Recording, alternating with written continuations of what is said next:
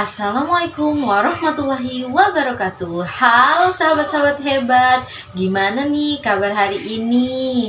Semoga teman-teman semua selalu diberikan keberkahan oleh Allah Subhanahu wa Ta'ala dan tetap semangat dalam menuntut ilmu ya.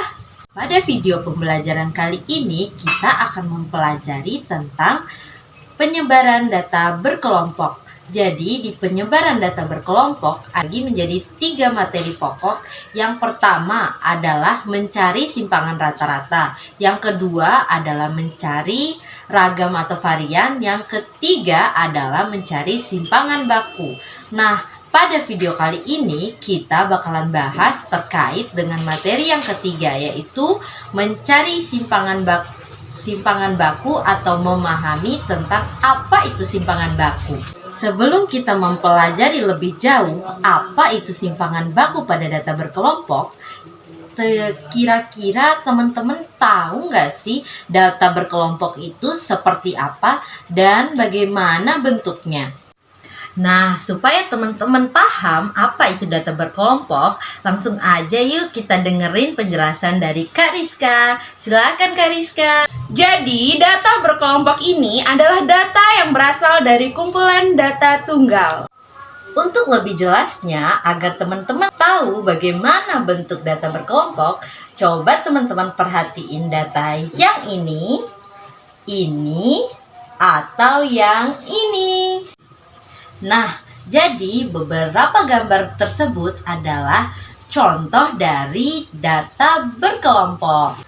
Nah, gimana teman-teman? Udah ngerti nggak sama penjelasan tentang data berkelompok dan bagaimana bentuk-bentuk dari data berkelompok? Selanjutnya, kira-kira teman-teman tahu nggak sih apa itu simpangan baku? Supaya teman-teman lebih paham tentang apa itu simpangan baku, langsung aja yuk kita dengerin lagi penjelasan dari Kak Rizka. Silakan Kak Rizka. Kalau simpangan baku adalah ukuran sebaran angka-angka dalam suatu kumpulan data. Nilai rata-rata dari suatu data merupakan tolak ukur dari simpangan baku. Nah, kalau fungsinya, simpangan baku sendiri adalah untuk menentukan bagaimana sebaran data dalam sampel serta seberapa dekat titik data individu ke nilai rata-rata dari sampelnya. Nah, jadi gimana nih teman-teman? Udah ngerti kan sama penjelasan tentang apa itu data berkelompok dan bagaimana bentuknya dan apa itu simpangan baku. Selanjutnya nih, kira-kira rumus simpangan baku itu kayak gimana ya? Langsung aja yuk kita dengerin penjelasan berikut. Nah, jadi rumus simpangan baku di sini adalah akar kuadrat dari varian atau ragam, sehingga rumusnya adalah sebagai berikut. Nah, rumusnya adalah S sama dengan akar sigma xi min x bar kuadrat dibagi dengan n, di mana xi adalah merupakan nilai tengah dan x bar merupakan nilai rata-rata dari data, lalu kemudian dikuadratkan dibagi dengan n, yaitu jumlah data.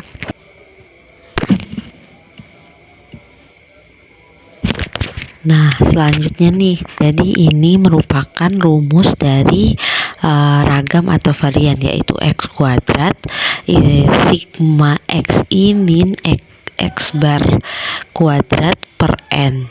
Karena rumus simpangan baku itu merupakan akar kuadrat dari rumus varian atau ragam, jadi kita terlebih dahulu mau membuktikan atau mau mencari nih apakah rumus yang digunakan pada mencari varian atau ragam itu hanya ini atau bisa digunakan rumus yang lebih simpel atau yang lainnya. Nah, jadi saya sudah punya lagi sebuah rumus lagi. Nah, rumusnya itu S kuadrat sama dengan S kuadrat bar dikurang S bar kuadrat. Nah, jadi di sini apakah bisa yang rumusnya semula yaitu x kuadrat sama dengan sigma xi min x bar dikuadratkan dibagi dengan n itu sama dengan rumus yang sebelahnya yaitu s kuadrat sama dengan x kuadrat bar min x bar kuadrat, di mana x kuadrat bar adalah rataan hitungnya dikurangi dengan rata-ratanya. Nah, langsung saja kita masuk ke pembuktiannya. Nah, langkah yang pertama yaitu kita tuliskan dulu, karena kita mau membuktikan apakah rumus ini sama dengan rumus yang sederhana tadi. Jadi kita masukkan dulu rumus yang pertama yaitu x kuadrat sama dengan sigma xi min x bar kuadrat per n. Langkah selanjutnya adalah kita menguraikan dari yang di atas, yaitu ini dari yang xi min x bar kuadrat per n kita uraikan seperti ini sehingga didapatkan hasil yaitu xi kuadrat min 2xi x bar ditambah dengan x bar kuadrat. Nah, selanjutnya kita pisahkan dia masing-masing, jadi kita keluarkan sehingga terdapat s kuadrat sama dengan sigma xi kuadrat dibagi dengan n min sigma 2xi x bar per n ditambah dengan sigma x bar kuadrat per n. Nah, jadi karena di sini duanya adalah merupakan konstanta dan x barnya merupakan konstanta juga, sehingga bisa dikeluarkan dari notasi sigma, sehingga didapat bahwa s kuadrat sama dengan sigma xi kuadrat dibagi dengan n sama dengan, jadi bisa dikeluarkan min 2x bar sigma xi dibagi dengan n ditambah dengan sigma x kuadrat dibagi dengan n.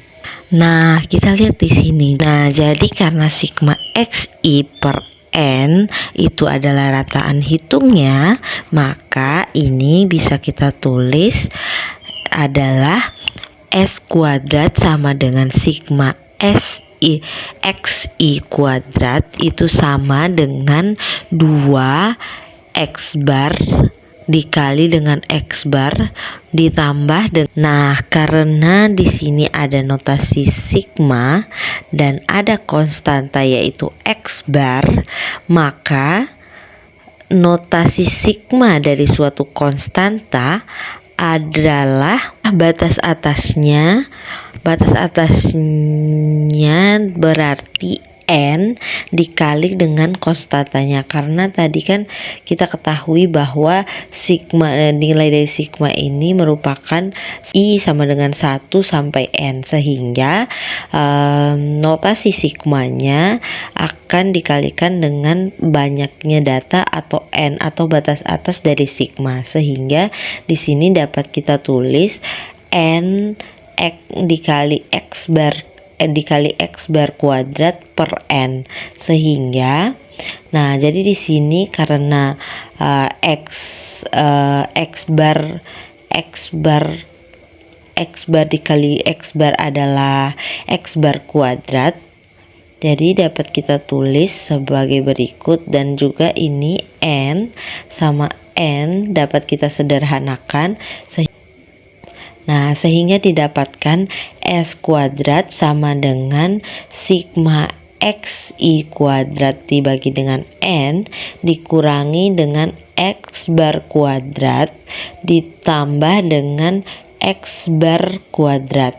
Nah, karena di sini nilai dari ini sama-sama X, sama-sama konstantanya adalah X bar kuadrat, dan ini juga X bar kuadrat, sehingga ini dapat kita selesaikan yaitu min 2X bar kuadrat ditambah dengan X bar kuadrat, hasilnya adalah min X bar kuadrat, sehingga kita dapatkan hasil yaitu S kuadrat sama dengan sigma XI kuadrat per N dikurangi dengan X bar kuadrat. Nah, karena bentuk sigma XI kuadrat per N merupakan rata-rata dari XI kuadrat, maka dapat kita tulis S kuadrat sama dengan X kuadrat bar dikurangi dengan X bar dikuadratkan.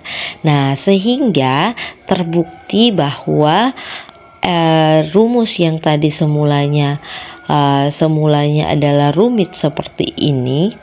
Nah, dapat kita ganti pengerjaannya dengan menggunakan rumus yang lebih simpel, supaya teman-teman lebih mudah dan lebih cepat untuk mengerjakannya. Nah, selanjutnya kita masuk ke contohnya. Jadi saya punya sebuah permasalahan. Beberapa protein dalam makanan dikelompokkan ke dalam beberapa interval. Didapatkan pada interval pertama nilai dari 10 sampai 20 terdapat 10 protein. Kemudian nilai 20 sampai 30 terdapat 15 protein. Nilai 30 sampai 40 terdapat 8 protein. Nilai 40 sampai 50 terdapat 3 protein, dan nilai 50 sampai 60 terdapat 5 protein. Nah, setelah dihitung didapatkan nilai tengahnya berturut-turut adalah 15, 25, 35, 45 dan 55. Nah, setelah dicari didapatkan nilai rata-ratanya adalah 29,625. Hitunglah simpangan baku dari permasalahan tersebut. Penyelesaiannya, jadi karena di atas sudah diketahui bahwa intervalnya dari 10 sampai 20, kemudian 20 sampai 30, 30 sampai 40, 40 sampai 50 dan 50 sampai 60. Kemudian yang diketahui lagi adalah frekuensinya atau banyaknya setiap interval. Jadi ada di interval pertama ada 10, kemudian ada 14, kemudian ada 8, selanjutnya ada 3, dan yang terakhir ada 5. Nah, yang diketahui lagi kemudian adalah nilai tengahnya berturut-turut yaitu 15, 25, 35, 45 dan 55. Nah, selanjutnya adalah yang terakhir yang diketahui adalah nilai rata-ratanya adalah 25,625. Sehingga kita dapatkan data sebagai berikut. Kita kelompokkan ke dalam tabel, di mana XI pada tabel tersebut merupakan nilai tengah dari data tersebut. Nah, selanjutnya, langkah selanjutnya adalah kita mencari berapakah nilai simpangan bakunya. Nah, caranya itu kita kurangkan nilai tengah dengan rata-ratanya. Pada tabel ini, langkah yang pertama adalah kita kurangkan nilai tengahnya atau XI-nya dikurang dengan X bar atau rata-rata yang telah kita ketahui sebelumnya, sehingga didapatkan hasil seperti pada tabel tersebut. Nah, kemudian langkah selanjutnya adalah kita mengkuadratkan hasil dari tabel pertama tersebut sehingga didapatkan hasil sebagai berikut. Nah, kemudian langkah yang terakhir adalah kita mengalihkan hasil pengkuadratan tersebut dengan nilai frekuensi atau banyaknya data di setiap intervalnya. Jadi kalau di interval pertama itu ada 10, maka dikalikan dengan 10.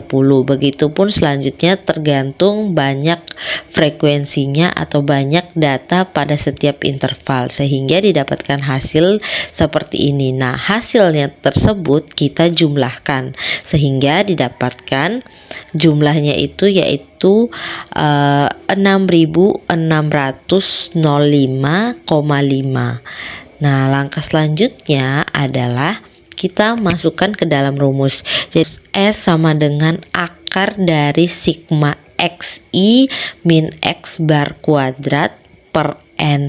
Jadi kenapa saya masih menggunakan ini? Karena ini ketahui nilai rata-ratanya, nilai tengahnya, sehingga langsung saja kita masukkan kepada rumus. Jadi tidak perlu kita menghitung-hitung lagi, tidak perlu kita mencari-cari lagi. Makanya saya masih menggunakan rumus ini, tidak menggunakan rumus yang dibuktikan sebelumnya, walaupun itu sama saja nanti hasilnya, tapi saya masih menggunakan ini ya. Nah, langkah selanjutnya adalah kita memasukkan nilainya sehingga kita dapatkan tadi nilai sigma XI min X bar kuadrat kan ini. Kita dapatkan ini yaitu 6.605,5 sehingga kita masukkan di sini di atas, kemudian dibagi dengan N yaitu banyaknya data. Nah, setelah kita jumlahkan tadi datanya ada di setiap frekuensinya yaitu pertama 10, 14, kemudian 8, 3 dan 5. Setelah kita jumlahkan hasilnya adalah banyak datanya yaitu 40.